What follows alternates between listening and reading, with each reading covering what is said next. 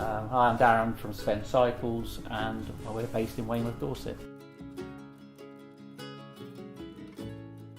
Sven Cycles is myself, who I founded the company, and now we have Mog working with us and Steve. So Mog is a bike designer, and Steve does a lot of the fabricating and finishing work with us now.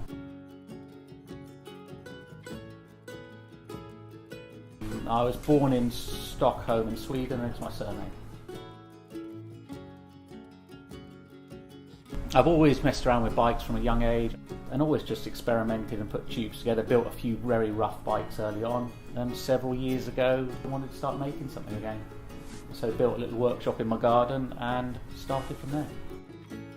It has been really hard work. There's no shortcut. I think I've built frames for every one of I know, friends, family, just to improve my skills and get more time on the tools and actually building bikes. I don't know yet. I think it's probably 150, 200-ish. But I think what's happening now is we are getting known for what we do, and we're getting more and more orders, and our long-term aim was never to be a bespoke builder, was to be a manufacturer of high-quality bicycles. We've always built touring and town bikes and sort of leisure-based bikes. Bespoke-wise, we always build half a dozen really nice road bikes, but we've never concentrated on it because the off-the-peg market is so good that we can't really compete in that. So we've tried to do something that we have a huge passion about. We've got a bike called Pathfinder, which we work very closely with Reynolds on.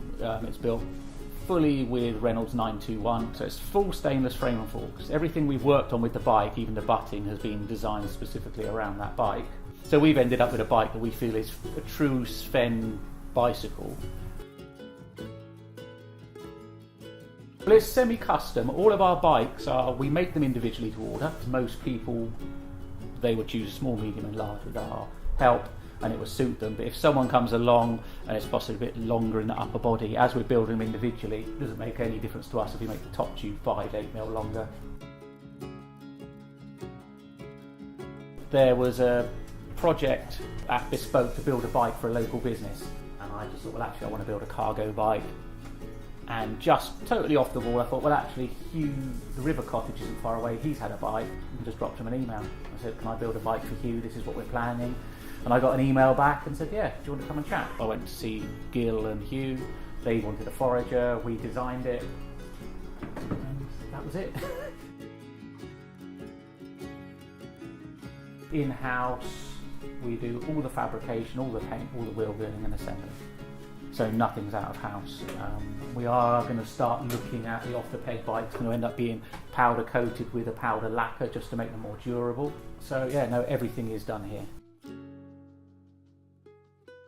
For the off-the-peg or semi-custom, we're using TIG. We now have someone that comes in and TIGs for us who's been doing it for 30 years.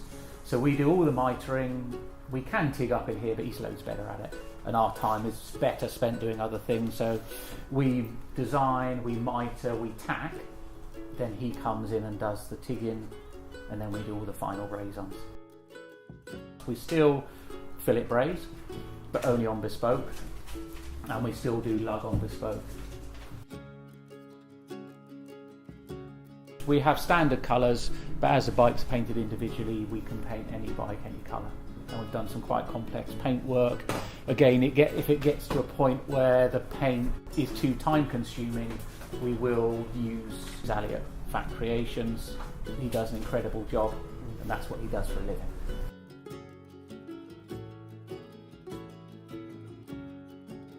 Interesting project. It's taken a lot of thought process to get where we are.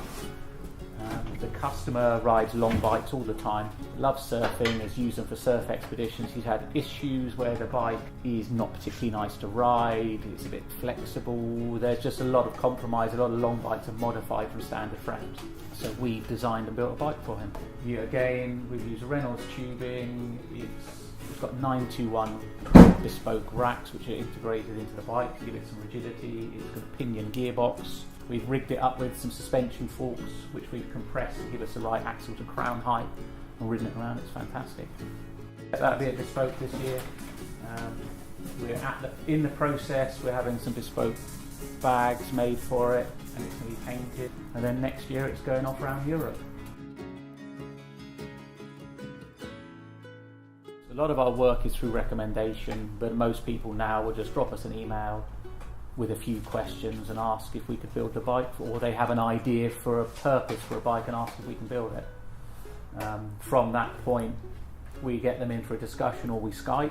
From that point, we will do a full spreadsheet of cost. If they agree to that, we take a deposit, which is 50%. We take another 25% when the frame is ready to paint, and the final payment on collection. With the off-the-peg bikes or bespoke bikes, we take full payment up front, because the way we brought the price down is by negotiating better deals for parts.